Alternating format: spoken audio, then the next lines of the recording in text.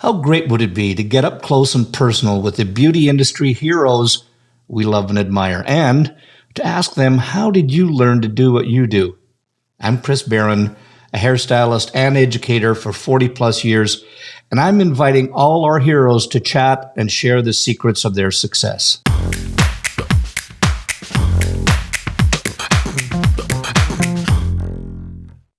The sum of the whole is greater than the sum of the individual parts. Now, that's one of my favorite expressions. And the reason why I'm quoting that right now is because this podcast is a really special one for me, because not only does it have two of my very dear friends that are on there, but on their own, they're incredible people, incredible educators and industry leaders. But together, they just really can move mountains.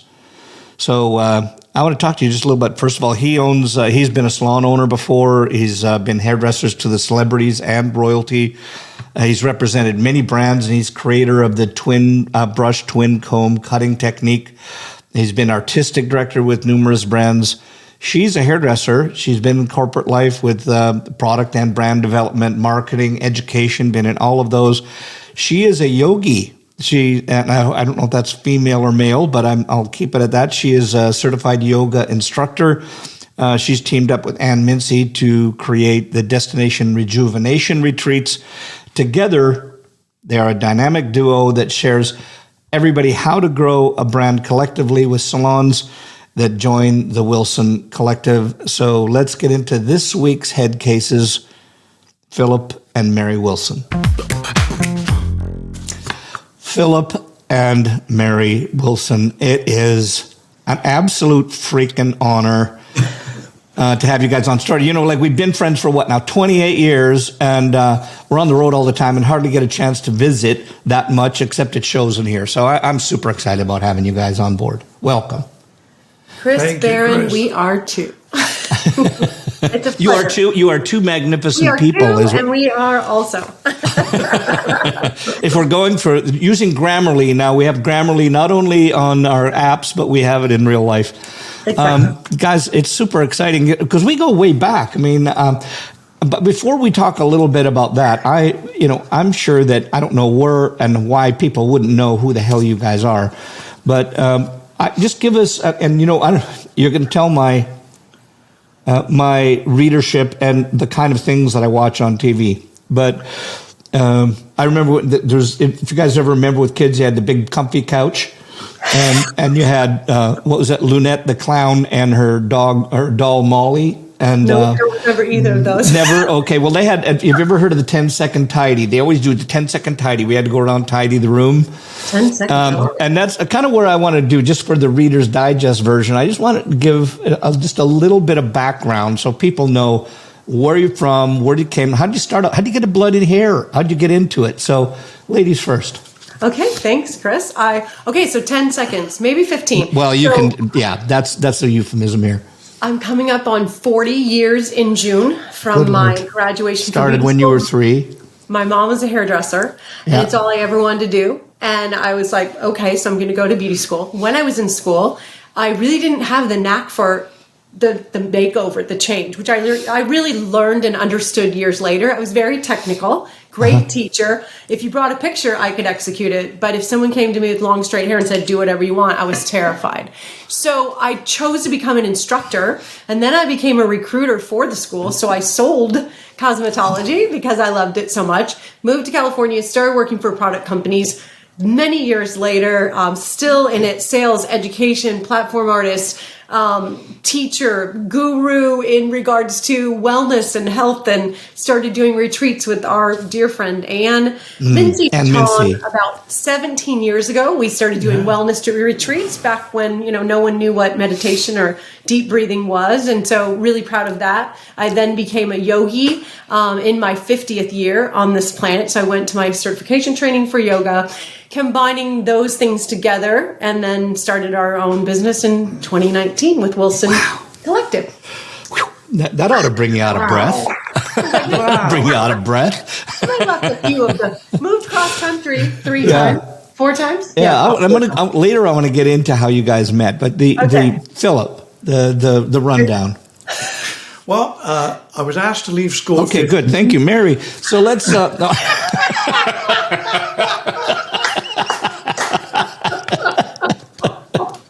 I should have guessed. No, Sorry, your time's I up. should have known he was going to do this. I didn't. seriously, Philip. No, give throw us me the off rundown. there, Chris. I couldn't pass that up, though. Well, I know, I get it.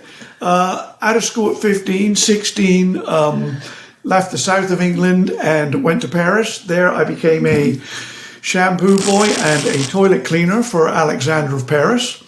Wow. 35 years later, when Mary and I were there with L'Oreal, met him, he walked down the stairs and out of his mouth says, Philippe. And I went, wow. Yeah. And Mary and I are just standing there. I was mesmerized. From there, Sassoon's, where I got told to get my greasy nose off of the window by a very famous hairdresser, who then became my mentor. Yeah. And I became his assistant and blow-dry assistant. Then into Harrods in London, where I worked, then over onto the island, Guernsey, Jersey, Sark. Then back into London, then Vancouver in Canada, where I worked with Crimpers and Stuart Alexander. Then from there, started my own business with my very close friend, John Paul Holt. Yep. We opened up the avant-garde salons in Vancouver, North Van, West Van, blah, blah, blah. Then I was asked to go down to LA with a company called Lanza as the art director global, if I would look at the position. And I met this girl here. And We're going to talk about that later. yeah, she fell madly in love with me. So there from that, then started touring worldwide, then joined L'Oreal, first at Redken, then as Kerastase, and then FHI, blah, blah, blah, on into Wilson Collective with my beautiful wife and I, 2019. Wow. And Chris, you didn't get me once in that No. Well, I got you once at the beginning, and I thought I didn't want to interrupt the flow. So listen. But I want to know a little bit. We're going to get into the intricacies here. I mean, I'm sure it wasn't. You walked in the room. Was it walked in the room and you guys do googly eyes, and there you were, or was it? Did one of you wanted the other, and the other one went? Well, sell me on this. How'd that Can go? you guess which? Well, yeah, I'm going to leave it up to you, but I'm going to take a wild stab. You could have like a voting thing. Yeah, we can have voting here, okay? Yeah.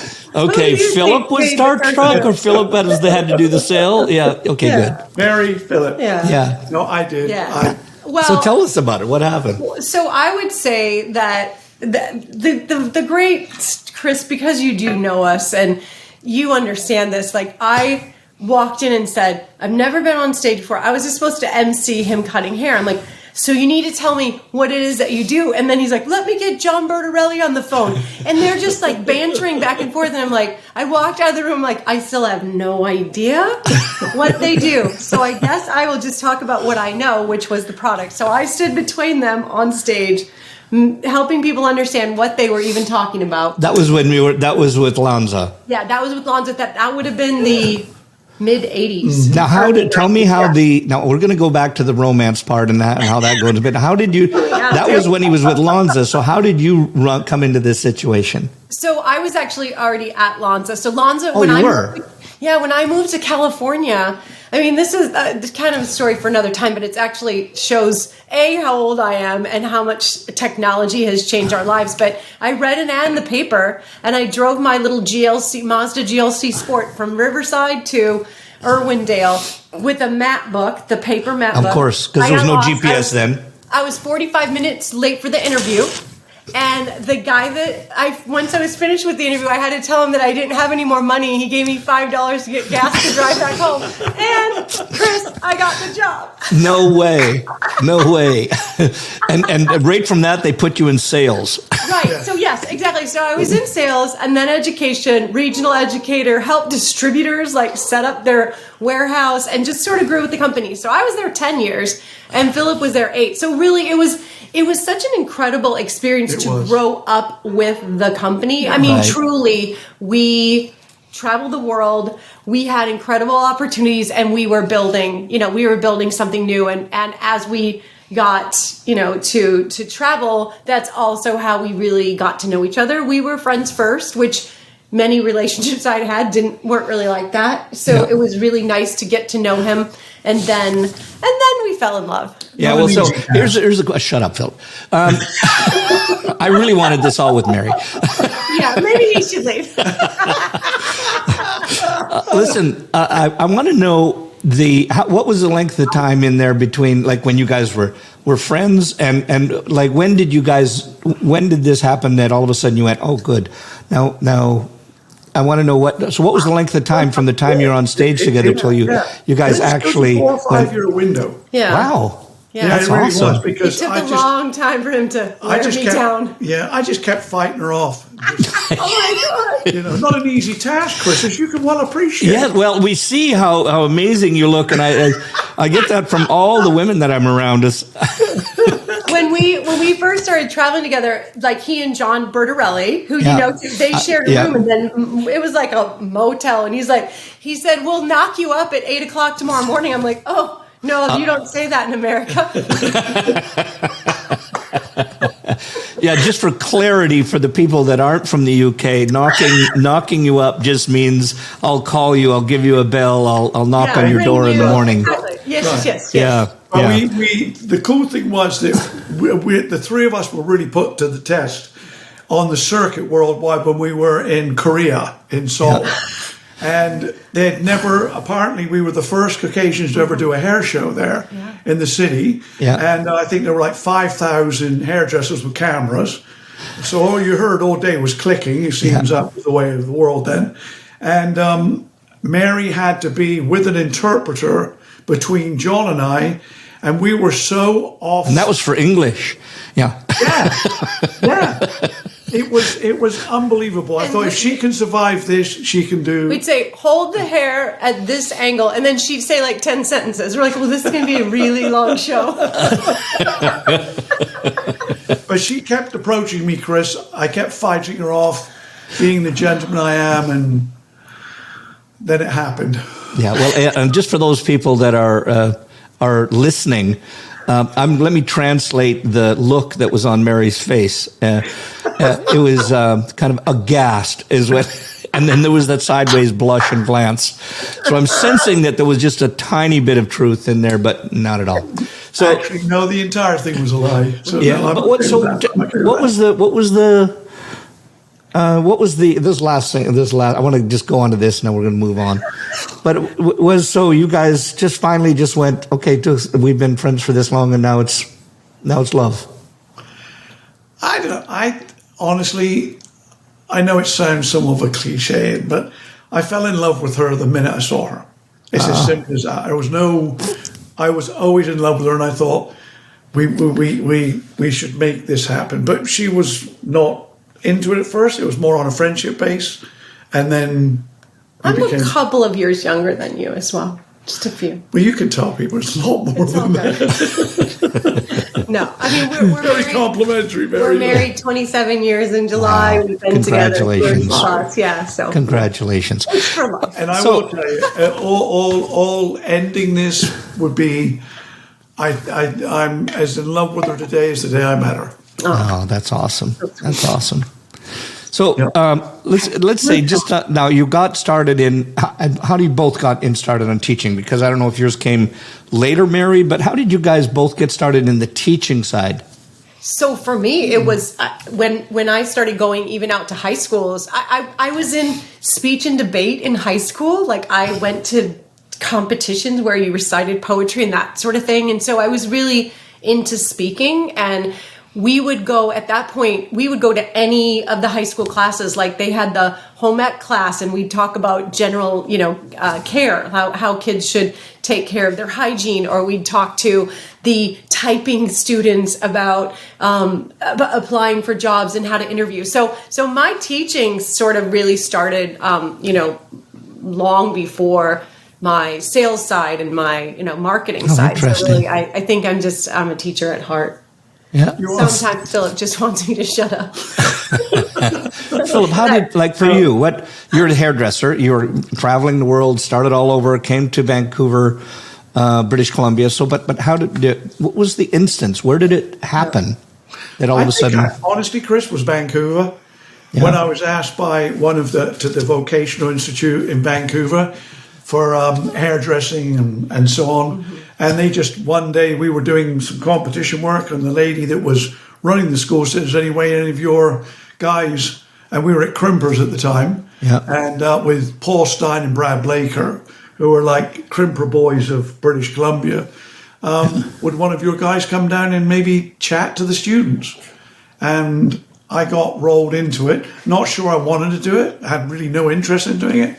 Yep. Then when I sat there for an hour with them talking, I realized that this is an area that I have instantly fell in love with and fallen into.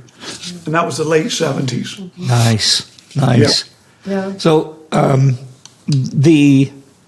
we've been together like at the Exchange. We've worked together. We've been on stages together, etc. But I really want you guys started, and I can see your product range behind you, etc. in there. And you guys got a reader's what was it? I just wrote some notes down. You got a Reader's Choice Award from Launchpad. 2 years in a row, 2020 and 2021. Yeah. Now, so you've been with manufacturers, and you've been you've been either separately as in the corporation, artistic directors, etc. What made this jump where you woke up in the morning, had a little stretch, and go, I want to start a product line? Yeah. Well, I'll do a little bit and you do it. I think with me, Chris, it was, I worked so hard promoting products around the world that eventually in one manufacturer I was working for in New York, in Manhattan, I was told that the product line would only appear in one salon in a 5-mile radius, and they wanted to keep it purely for hairdressing salons and so on. And over a period of a year or two, it went into others, and all of a sudden now you started getting calls from salons going, dude, what's going on? It's bloody products everywhere. And then from there on, I noticed products in CVS, it's just spreading everywhere. And I thought, it's just, no, this is not what I want to do. I don't want to stand on a stage when someone says, excuse me, but I just saw a bundle of that in Costco and Walmart. And I thought, that's it. We have to evolve into doing our own thing. Well, that's what I felt. Yeah. And also in 2018, Philip had a life-threatening illness. He had sepsis, and he lost 35 pounds, had to walk with a walker for several months. He was on a PICC line with an antibiotic. And so we looked at it and said, it's time to take control of this ourselves, right? He was traveling every weekend for a company, which was great. But at some point, as you know, road warriors, it's hard on you. And he really wasn't in a position where he felt like that was something he wanted to continue to do. It wasn't the final story for him. And so we wanted to do a small boutique offering. We started out as a direct business, and we have an RV that is wrapped with our brand. We just brought it from our storage, up to we hit the road this Saturday again. So would love to tell you a little bit more about that. But we wrapped it with our brand. Mm-hmm. It's a full RV. We live in it on the road, and we used to every year we would we would fly and ship our bikes to Boston with Neil Dukoff and do this MS bike ride. So we thought, well, that year we just put the bikes in the back and we would drive. And so because we'd already had the plan to go there, we stopped and visited friends along the way. So we had a salon here and a salon there and a salon here and a salon there. And probably, if somebody was looking at the business, they said, you should just have started in one market and, work there. But our business it's a small boutique brand, but it supports our lifestyle, and our lifestyle goes hand in hand with it. So as you get older, you want to enjoy that time that you have in the best way possible. And so we were able to combine that cross-country trip along with launching some of our friends across the country. And then COVID hit. So just like everyone else, we were 100% grounded, and we were able to keep in touch with most of those salons. But sometimes if you're not able to visit somebody and spend time with them, maybe somebody else gets in there and creates a new relationship. And so in 2021, as we were kind of coming out of that, we did start to launch we're working with some smaller independent boutique distributors that are also, have fewer lines and really can focus. We know that as a small independent brand, we need people that are actually going to go into salons, get behind it, be excited, and support the brand. Yeah. And so we've made, in those 4 years, it really does feel a lot like we're still just the little baby. Yeah. We are still the little baby brand. This is quite reflective behind it. That's how every other major brand started. They didn't start off. You don't start off in that way. You have to start off somewhere. But we're still in it. That some people would say they're like it's 4 years later and you're still in it. So that's there's 2 years you can't count. They just that's true too. Yeah. So but you had a little different model, because I'm understanding. And I was from my recollection, the main the name itself, Wilson Collective, was the fact that you got the salons involved, right? Yes. And so tell us a little bit about that. And then, so how did you get the salons involved? What would they get? And what was their incentives with you guys? So we do have a rewards program, and we also have, of course, the education, and we have tools and shears and events and happenings. So it's really, the collective is really the people, right? Yeah. So many of the, honestly, many of the things that had we been able to continue to sell direct and have the growth, then our goal was to be able to give back to salons. But unfortunately, we weren't able to be out there enough to make that model work. So because we're now selling, through distributors and having that support of them, because I think what we learned, and we pay attention as we go along, is that salons do want somebody to come in and perhaps take their order for them, or spend time helping them understand the lines that they carry. And of course, the industry has changed a lot too. And stylists are more fragmented, more spread out, a lot of independent stylists, which our brand is really great for that, because we have such a small number of SKUs, and it's really, there's no duplication in our line. We have one fabulous detangler. We don't have 30, so they don't have to make decisions about what to carry. So we've had some really great success with independent stylists. And it's a 3-system line, Chris, where you've got Be Strong, Calm Down, and Volume Up. And there's only 14 SKUs, but it works out perfect that it answers all what's needed behind the chair. Yeah. And it's not on Amazon. It's not on. It's not in drugs. It's not. It's very pure salon only, and that's why we did this. We thought giving our friends or our associates a line that's not everywhere. Yeah. It's exclusively for salons. And Mary, you because you used to suffer from migraines and had problems with fragrances, etc., and that helped with some of the line. Give us a little bit of that history, like why, there's something special about the Wilson Collective products. So we chose to use only essential oils in our fragrancing for that exact reason. So there's no artificial fragrance. You have this quick flash fragrance experience, but you don't have a lingering scent. Yeah, I can't walk by a Bed Bath or Body Works, in a mall. I'm like, or go into a candle store, the Yankee Candle. I'm like, no. Yeah. You're like Rita. That's immediate migraine. Exactly. Same. Yeah. So that was big for us too. And we also hand pour soy candles for each of our flavors too. So we have rosemary and grapefruit. We have lavender and jasmine. So and that's also a bonus that salons get when the stylists, part of the opening order is they get a matching number of candles for the shampoos and conditioners. So which they love. Yeah. Yes. Yeah.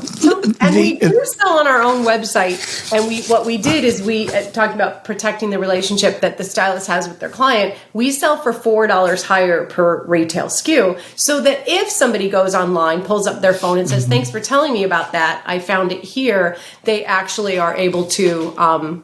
They're actually able to say, "Well, that's $29 online. It's $25 if you." Purchase it from me. Nice. So that gives them their little kickback or whatever. Yeah, and guys, listen, just for anybody that's watching on here right now, there's a QR code that comes up. If you want more information on with the Wilson Collective, this will take you to the site and give you some more information on that. So, because to me, I think I think it's got to be about hairdressers. How do we help other hairdressers get to what they need and what they want, and we need to always be supporting to one another. That's, I want to go back to your RV runs and how that must have been. I know that there's only a certain amount of people that can work and live together all the time. Like my wife Rita and I do, and I know I don't suggest it for most people because you have to be have a special relationship in order to do it. What was it like when being on the road? Give us what was it like from, you're going on one now, right? You've got one coming up. Give us the kind of what's the gist like? So you're going out and you're promoting your product. Philip, you're doing the classes. You're doing all of those things. Tell us about it. Oh, I thought you wanted to hear about our driving. And oh, no. Well, we can go into that in a little bit, but... Here was our thing when people say, "Oh, so you're going on vacation? That's fantastic!" And I'm like, "Honey, you need to get a reality check." Number one, two, we did 47 states, 61,000 miles. Wow! Visiting salons and schools, and really got into a system where there are certain rules that you must abide by. I don't set those rules, Chris. Yeah. And I abide by them. Oh, okay, good. As long as you're abiding. Consequences. But very chilly trip to the next location. Yes. But here was the real cool thing about it. When it's your bed and your little apartment on wheels, you know everything about it. But we were going into hotels, and we won't name any hotels, but in general, and you go into the hotel and they were dirty. And they had no staff. There was hardly any clean. And we thought, why don't we just stay in our own place? Post-COVID, right? Lack of staff, lack of updating. Yeah, just we were like, oh, wait a minute, we know this bed and we know this shower. So we enjoy being in our own space. So the rules are one person can't drive for more than 2 hours, and this one tries to break that. He's like, I'm fine, I can keep driving. I'm like, nope. It's my turn. So people are like, do you drive that thing? I'm like, of course I drive that. Awesome. I drive it like it's a She drives it like a truck. And she's amazing. Well, so how big is this? Give us an idea of how big this RV is. It's 25 feet. So it's 25 feet. not huge. Yeah, it's not huge. Well, for you, Chris, you'd appreciate this. It's like a one-bedroom New York apartment on wheels. Yes, only bigger.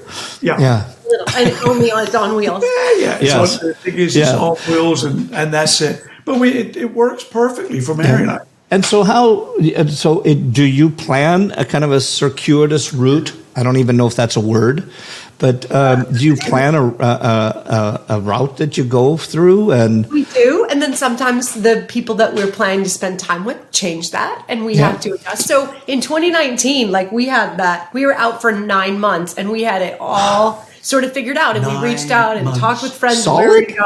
So this time, it's interesting how things have changed. This time, we're like, okay, we'd like to go here. We've got this pencil in. We're doing the, Tracy Napotnick is doing her first ever hair show in Seven Springs, Pennsylvania. I don't know if you've seen anything on that, but she's bringing back a show that was held there for many years. And she has salon training as her company, and she has salon training website, and she decided to do this show. So we're going to be there, and then we go to New York, and we're launching Pier Marco, which is our New York City, New Jersey distributor. Then we fly to Miami. We leave the RV in Connecticut with our friend Neil. Thank you, Neil. Hopefully you'll have wheels when you come back. Deep River, Connecticut. Connecticut. I think it's a pretty trustworthy place. It's not New York City we're leaving. Gotcha.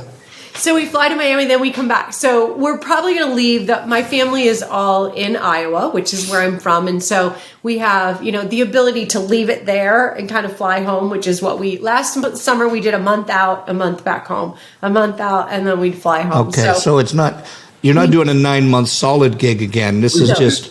No. Yeah, otherwise, what the hell do you need an apartment or a house for? Exactly. Yeah, exactly.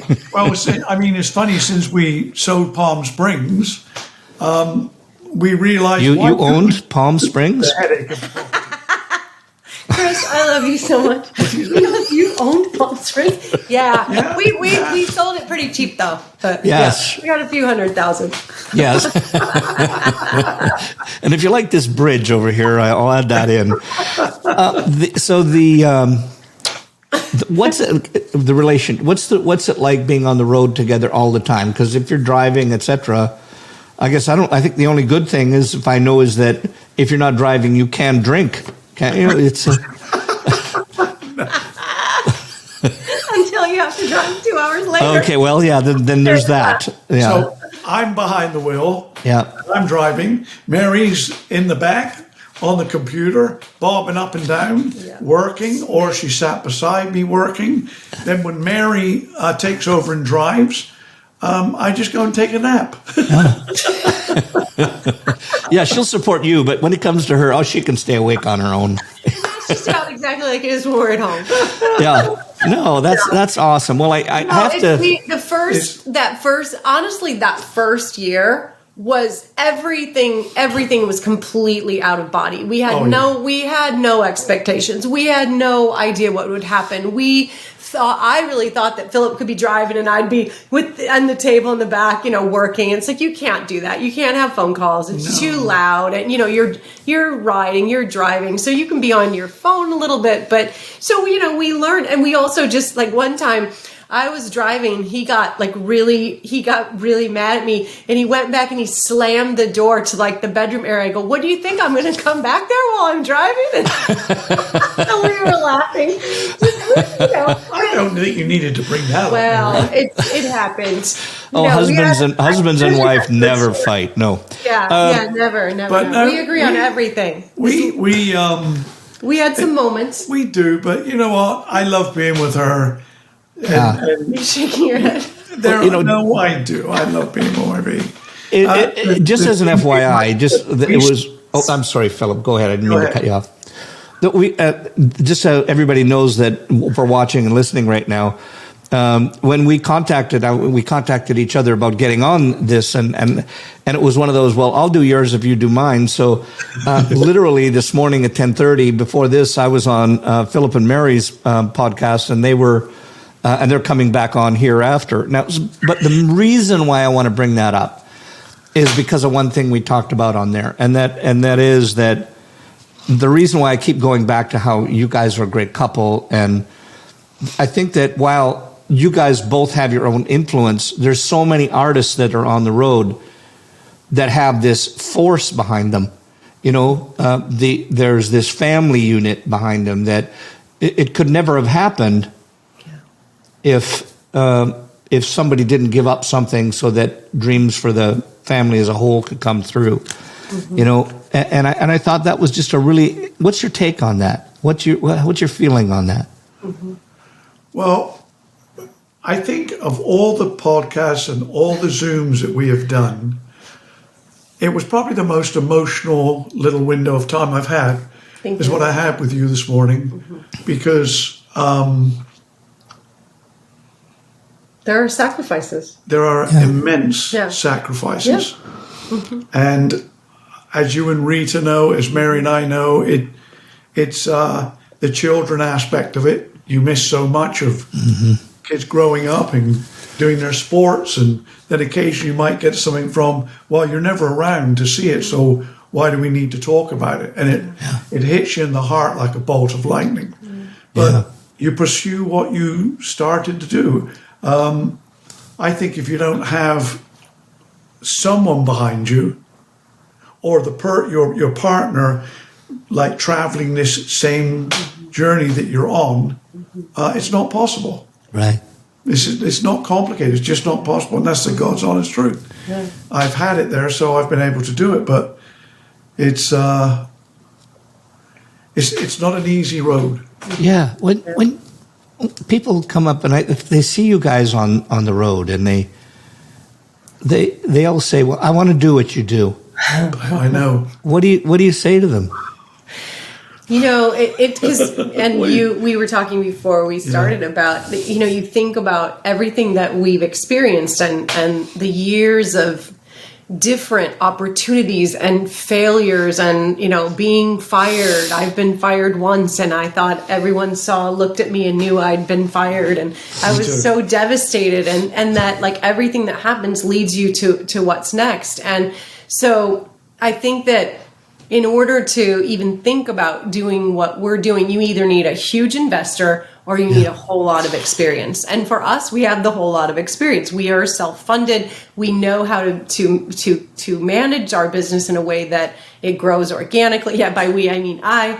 Thank you. 95.5. CEO, supportive husband. Laborer. Okay, that's a nice term for you. Your CEO. And it's been really challenging. It's been incredibly challenging. And I think that you have to be resilient. Whatever it is that you decide that you want to do, you need to have a really big why that you're reminding yourself every single day. And then you need to have those whats. Yeah. What are you going to do to get to that next place? Or even if there's a day when you really don't know, like during COVID, it's like, what can I do? Instead of all the things that you think about that are holding you back, what can I do today to make a difference in one person? Who can I call on the phone today and hopefully, help cheer them up, which will also help make me feel better, sort of thinking about those darker times and then letting go of all the things that we can't control. So,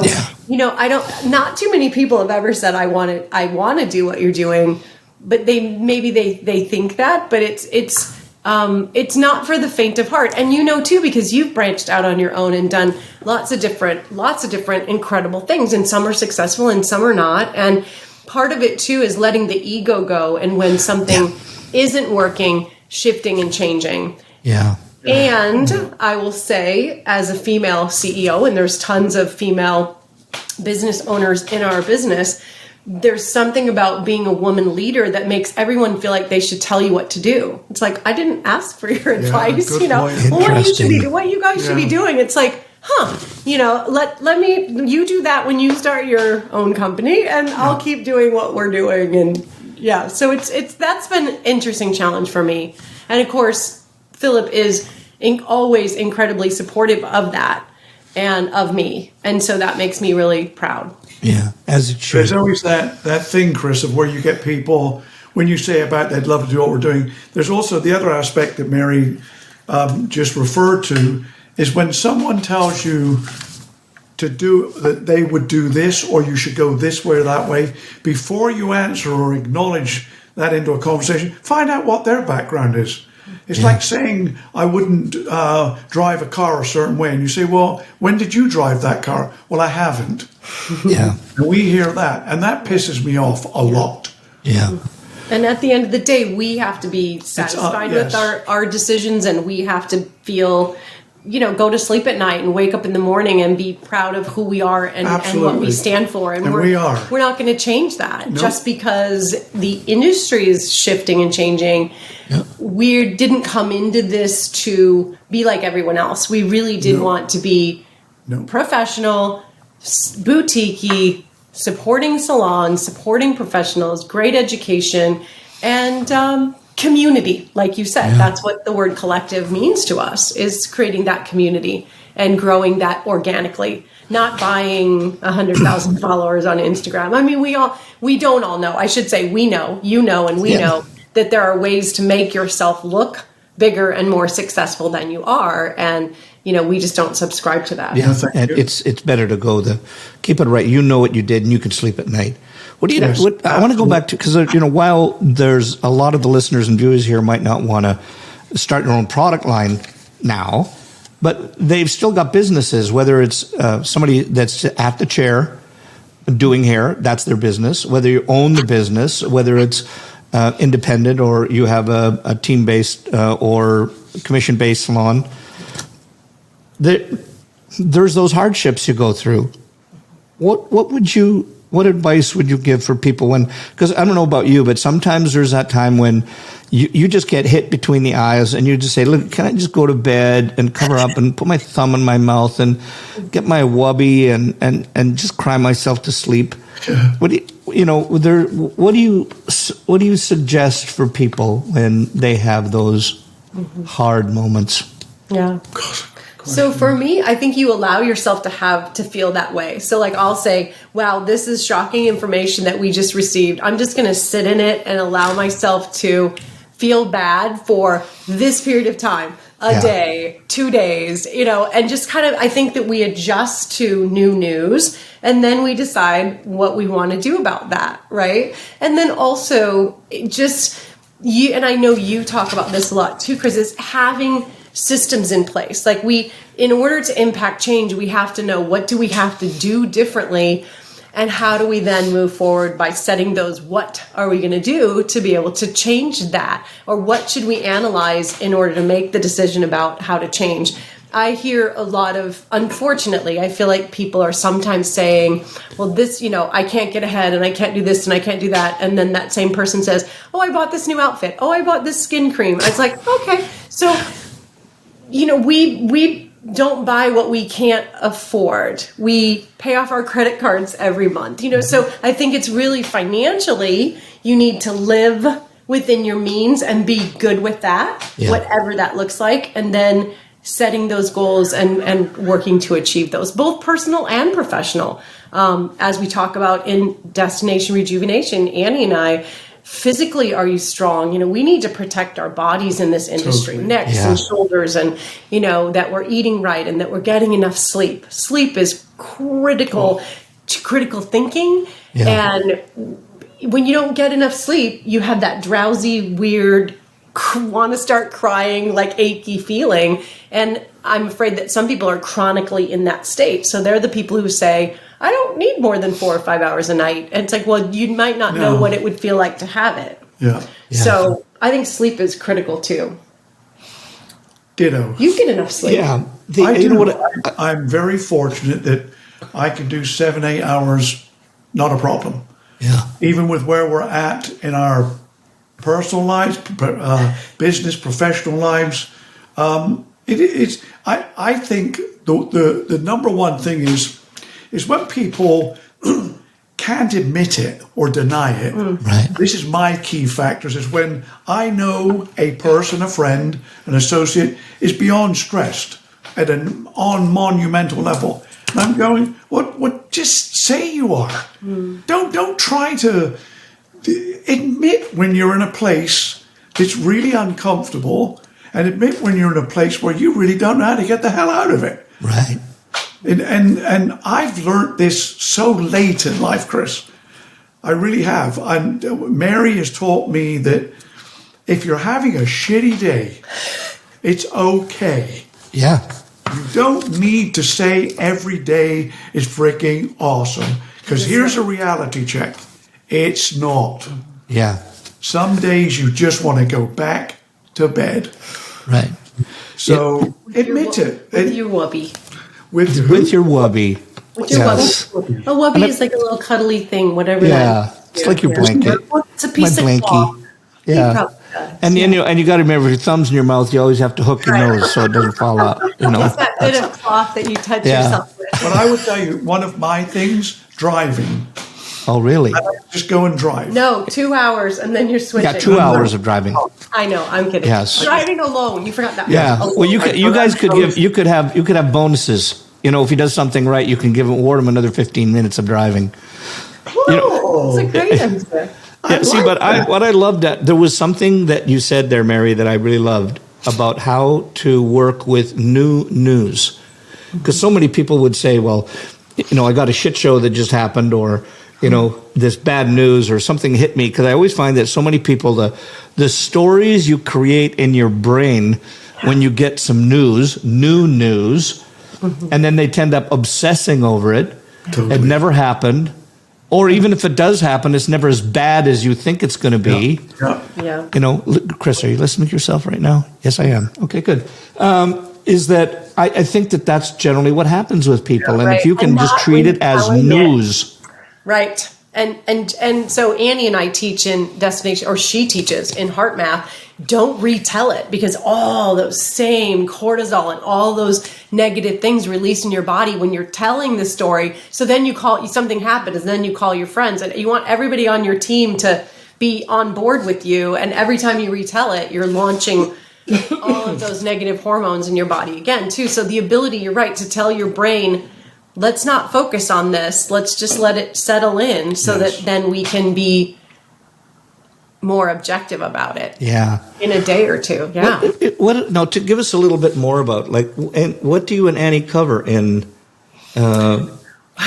Well, so in 2004, when she launched her book, Get Glowing, I was at a seminar with her, and I was there representing the Global Salon Business Awards for Paula Kent Meehan. So when I was working for them, and she was launching her book, and we had this opportunity. You know, Annie, every show she has a line of people waiting to speak to her, and she gives them her undivided attention, and that's one of the things that I admire about her the most. And so at this conference, a couple of times, breakfast and lunch, I would walk in and she was there alone, and so God just kept putting us together. I was reading her book, and I said, what would you think if we took these 5 points of your book, the body, thoughts and emotions, our relationships, how we give back, and how we save, and we turned it into a workshop? And she said, I think that would be incredible, but I wouldn't know how to do that. And we were colleagues at Redken. We were L'Oreal friends when I was with Matrix, but we were never close friends. So she's like, yeah, I think that would be incredible. And I said, I love to organize events and experiences. We can do it in Laguna Beach, which is, to me, one of the most beautiful, spiritual, special places to get to be and experience. And so, we started. She's like, okay, you put it together. I'll do that with you. And so, 19, I would say we've done 17 in probably 18 years. This year, we're not doing one because of the fact that we were scheduled to be on this cruise. So we will have dates set for next year again. But we do, part of it is silent. We talk about, how to manage your body, your thoughts and emotions, then of course your relationships, which are so important, your money, and then taking all of that into a place where you've got such great handle on that you have the ability to give back. And so it's interesting what you say there, because, a good friend of mine, teacher, and as of yours, I know we've all been in trainings with him before, with Blair Singer. Mm-hmm. And Blair always talks about how most people want a quick fix on, like, if the economy goes down, then I'm going to take a class on sales, or I'm missing this when this is happening, then I'm going to take that class. Unless you've got when you're missing personal development, you can have all that stuff and you'll just do it, but you'll never do anything about it. And so I really see how what you and Annie are doing are really help to be personal developed, developing people personally so that they can have greater success in what they do. Yeah. So, and then also we have to check in every year too and make sure that we're doing all those things. So it's really helped us over the years to be like, oh, have I had all my doctor's appointments and all that, we've got all the different checkpoints, and it's awesome for us. And of course, in that time too, we've become, really close friends. She teaches, we teach together a program we put together called I Am a Great Presenter, because we believe that everyone has it in them. I know that you are also coaching in that same area. So we've all, as you said, we've all been blessed with corporate trainings that, with some of the best trainers in the world. And that's just not as readily available to people today. So it's wonderful that we and you are sharing that knowledge that we have. If people want to know more about that, about how to get involved with that, where would they go? What would they do? So we do have a Facebook page for I Am a Great Presenter, and we would love for them to join our Wilson Collective Pros Only Facebook group. So again, when we first started really wanting to be very professional, we didn't want to put a lot of the pro stuff onto Instagram and onto YouTube. So most of our content is delivered through that private Facebook group. Then we go out and people tell us, no one's on Facebook anymore. And we're like, okay, so we drop a little here and there, in lots of other places, but not that level of content. But they can reach out to me, Mary at Wilson Hair Collective. So we used to do our program in person, I Am a Great Presenter, and we actually switched to creating it as an online experience. So we do it over 3 different weeks where they have homework and presentations to do in between. So it's a little bit different, and it's really awesome. It's affordable too. It's like $175 for members, $225 for non-members. So it's a great We've had people who have been presenting for years who said, this really helped me sort of lock in structure and locking, just tips and tricks. And as we said, things that we've been exposed to over the years.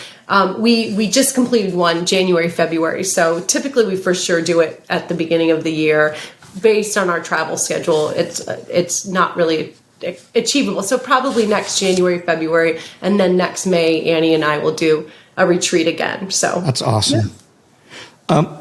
I want to shift over just a little bit more personal stuff in here on that, and I'm more from a personal growth side. So, what do you guys do? Do you guys have mentors? Do you have outside coaching? Do you have that you personally do that just to help you evolve or whatever? What is it that you guys do to stay keen? That you stay abreast of where you want to go? We do. We have a few industry veterans, that have retired. Definitely Neil Dukoff is one of them for me. Like when we were just starting to set up the structure of the business side. He's a key one, definitely. He said, if you come, if you want to fly here and I'll help you. And I'm like, okay, I'm booking a flight. So I think it's important that when someone offers, you take them up on it. And I think you were saying that earlier in the interview with Philip. It's like, I do also feel, and this is what's really challenging for us right now, is that the industry is changing so much that even if someone launched a product brand 10 years ago, everything's different now, So it's nice to get people's perspective, and it's also important to make the decisions that are right for you. I don't want to sound like we don't have mentors, because we do. I know Philip talks every day to his friend Robert Stafford, who is a distributor in Colorado. And, we definitely have people that we talk to and we seek counsel and we have friendships with, but we're not really seeking a lot of coaching outside of the business. But that's what mentors are, just people that you can talk to when you just say, hey, listen, I got this crap that's going on right now, or I need some advice, or I need clarity in some area, that somebody can just give you a look at you, know you, and give you honest feedback. Yeah. Right. And we definitely have that. Yeah. We have that in our circle. Absolutely. So, and Annie's one of those people too. Always. Yeah. Major. We've all gone through lots of evolution in what we do, where we came through and how we stepped up our games, etc. Is there something that each of you wish you wouldn't have done along the way? Something that you did along the way and it just didn't turn out quite right? Something that you wish you wouldn't have done that, I can probably tell you 15 or 20 that I wish I would have done, but... I would say for me, every single one of them was an experience that sort of brought me to today. I can't think of any. I really can't. I can't think of anything. I guess that means I look back with gratitude. I think. Oh, I have one. Oh, go ahead. I thought you would. Well, go. Anytime that I've said something that hurt someone. Oh, yeah. Yeah, and maybe I was being super honest and just sometimes, should do what my mom taught me. If you don't have anything nice to say, don't say anything at all. Yeah, for sure that. Or a few too many cocktails and said something that's, Yeah, none of us have done that before. Oh, yeah, right. Yeah. I think mine, on a hairdressing creative standpoint, was, I think I didn't want to do the same as everyone else. I wanted to create my own thing. Appreciating the foundation training I had in London, which was the best ever, because the 70s was crazy good. But I think one for me was, at one time I listened to too many people that told me that, what are you doing? That'll never work. I think you should stop there. Just do what everyone else does. And I thought, well, maybe I should. But then I had one person in my life say, no, don't. You've been trained the foundation. Do not listen to negative nannies, because majority of the time, they do not have necessarily the ability to break from the system themselves. Mm-hmm. So the first thing you do is run your ass down. Yeah. And I fell into that world. And then, as Mary was saying about the bureau when we were in Barcelona, at Paula Kent Mahan. No, I wasn't saying anything about No, but when that. you were there with Annie. And I said I would, I met a person at the swimming pool. I was not in any of the seminars. I was there with Mary and Eric Fisher. All the gang were there. Vidal was there. It was really amazing. Louise Longueras. And Louise Longueras, who was one of who I look up to immensely. This person sat at the swimming pool and said, Philip, come over here. And I went over thinking, well, there's no one else around. I sat with him for an hour. And he said, look, I know that you were with me and I know what you've been doing. And I didn't mean for people to blueprint every single thing I did. I just wanted them to have sort of a frame and a canvas to paint their own creativity on. So continue what you're doing and don't listen to negative people or you will not grow into anything what you want to do. Yeah. And that was Vidal Sassoon. Yeah. He would have never got where he was if he would have listened to it. He was absolutely. He would have still right. been doing teasing hair and so on. Yes. Yes. Yeah. Yeah. Wow. So true. that's one of mine. Yeah. Thank you. You know, I guess the one thing that there's not many things that I wish that I would have done differently, but the one for me was when I went down that path where my salon, my name on the door, it's got to be absolute quality. It's got to be about this and so on. And I know we have one friend from the BC area. Well, he was from Saskatoon, but then he had chain of schools, a chain of salons after that was Ken Fisher, and Ken Fisher, who started Chatters out of Canada and Tommy Guns and so on, and I remember being sort of friendly competitors in Saskatchewan, and I stayed by that rule. He opened up, hundreds of salons. I went on to become famous, and he went on to become rich. So, it was that I just took it. I'm stealing a line that from Paula Kent Meehan about her and her friend, but that if I had to do one thing differently, that's what I would have done. Is I would have got a salon. I would have started a chain or a franchise of those that went along. That's the only thing that I would have done differently. Yeah. Interesting. Guys, we've got like a short bit left here, but I want to just throw out just what I call the rapid fire stuff. Fun. So, and this is I've never done it with two people before, so we'll have to maybe make up rules here. But the rapid fire is nothing more than just if you think of Inside the Actress Studio that used to be on TV, and they would throw out the names of, they just say something and whatever came to your mind as quickly as you can. What would that be? Okay, first. Okay, so they're rehearsing right now for people who are just watching. There's no rehearsing. And you guys, doesn't matter the order. You guys you pick it out on your own. Okay. So first thing that comes first, they can be different, they can be the same, whatever. Okay. What turns on the creative process for you? For me, it's being open. It is not being stressed. I cannot be creative if I'm overwhelmed. Fear versus love, all of that I'm so much more creative when I'm clear. So what turns on creativity for me is anything, color, nature. Yeah. Okay. Love it. Philip. Yeah. Likewise. Okay. Good. And interesting. Okay. What stifles it? Philip, let's start with you. Wow, what stifles me? Not what stifles you, what stifles creativity? Listening to negative nannies. Oh, love it. Okay, Mary? Fear, stress, overwhelm, getting caught up in the minutia instead of seeing the bigger picture. Okay. An event or show that you loved? First one that comes to your brain. Ant-Man. What was it? Ant-Man? No, I'm sorry. One that you did. An event or show that you did. Oh my God, I thought you said an Avengers show. Let me slur a little bit more. Like to say Iron Man.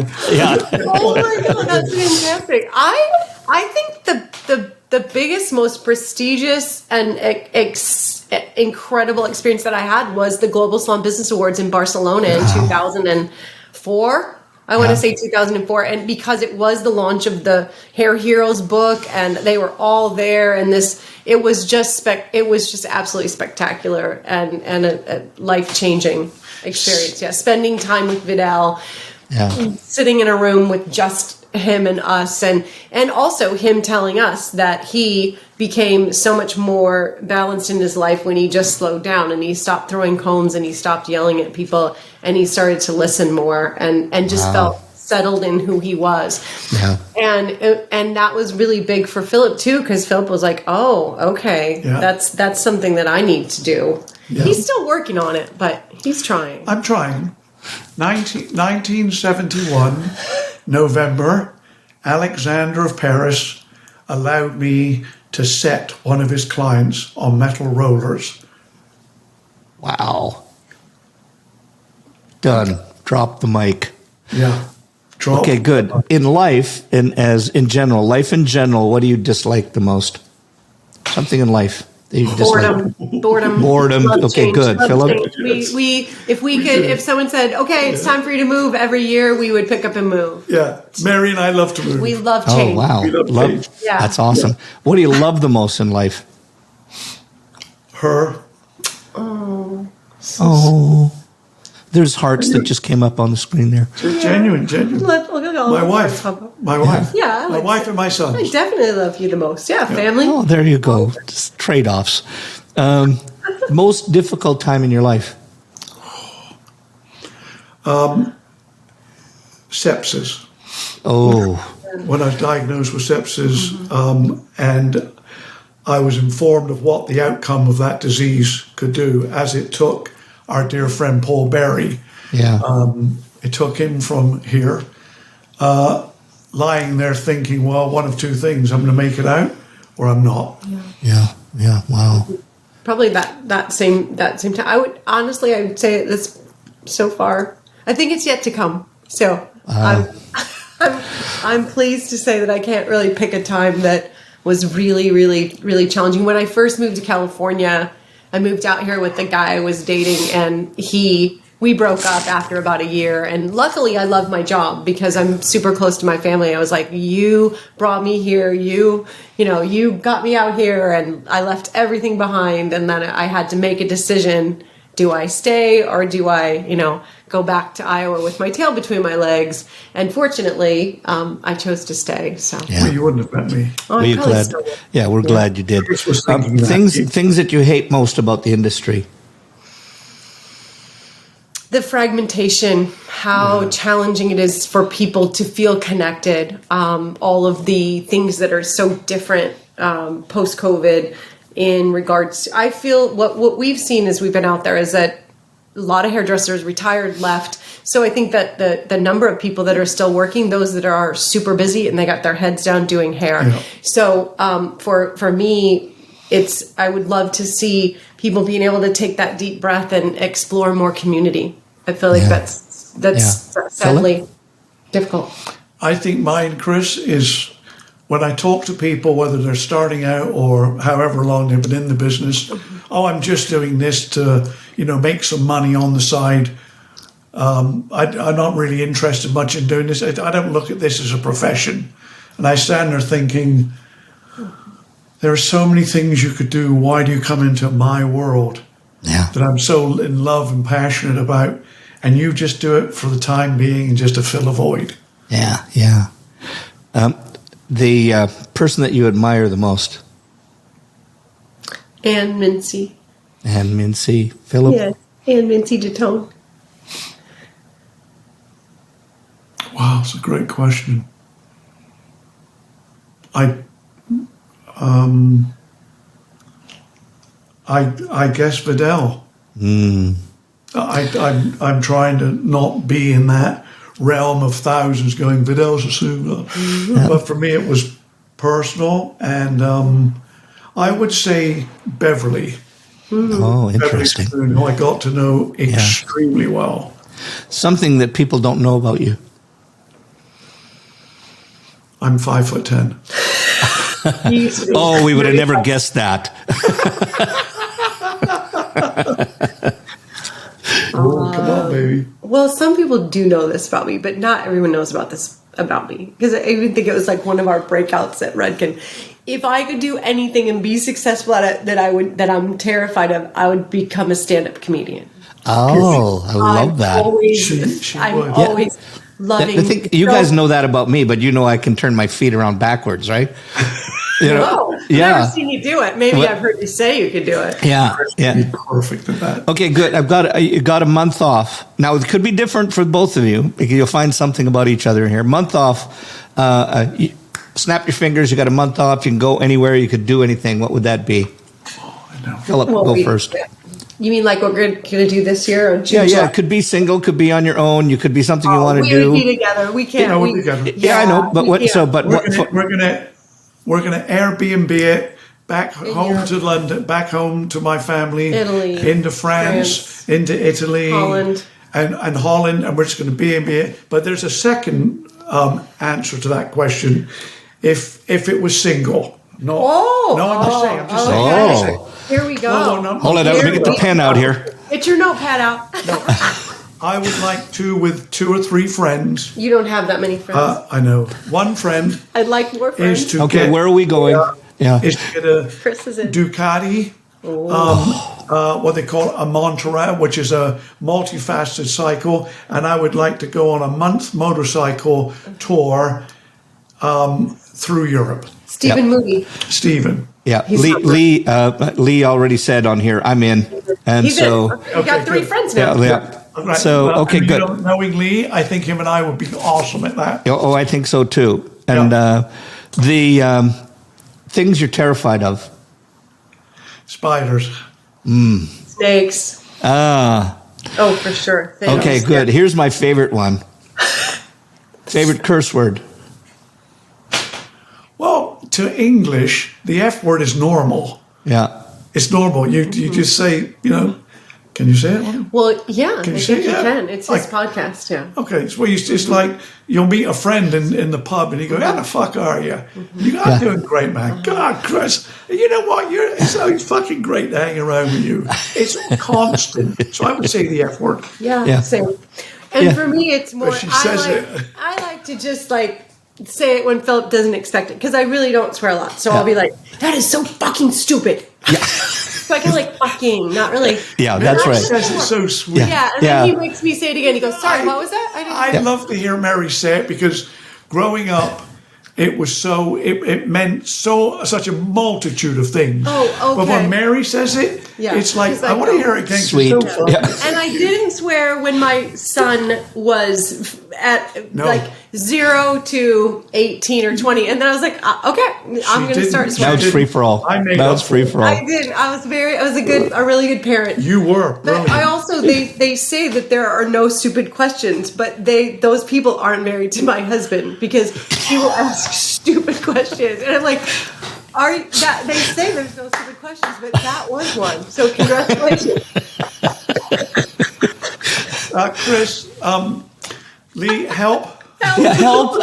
Yeah. We'll cut that out. Thank you. No, we won't. Thank you.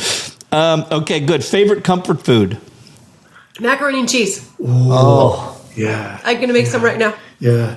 My wife's mac and cheese. Oh, good. And salmon patties. Oh. And salmon She makes patties. Salmon patty mac and cheese, and it is to die for. Well, I don't make it Love from it. scratch. It just Love comes out of the box. Yes, you do. Any mac and cheese. I catch the fish. Okay, something in the industry you haven't done but you want to. Wow. A while ago, it was cut someone's hair upside down And you did that. in a massive stage coming 60 feet from the ceiling. No. I did it. I always wanted to own a salon, and because Philip has been there and done that, he's like, no. So yeah, I would say I would still like you, Chris. If I had all the right, I love collecting and gathering and supporting people, and I'm sure that was part of what you loved about it too, and building teams. And so yeah, I would like to own a salon someday. Maybe when you're gone for a month on your Ducati, I'll open a salon. Yeah, there you go. Well, the reason I brought that up, Chris and I will open a salon together. Lee can appreciate it. The reason I brought that up is because I went to look at one. Oh. I've had a bike. A Ducati or a salon? 47 years. We're And doing the Mary, on rapid one of my fire birthdays, questions. bought me a Harley, and I sold it, and I haven't ridden for a while, but We're on the I'll rapid. talk to Lee about it. We're on the rapid fire questions. You guys know what a do-over is, right? A what? A do-over? Yeah. Okay, good. Because sometimes I think it's just my Canadian expression because I talk to so many people, they don't know what a do-over is. So if you had one thing that you could do over, what would it be? Oh, I would have tried to meet my husband sooner. Oh. There's not enough days left in my life to spend with him.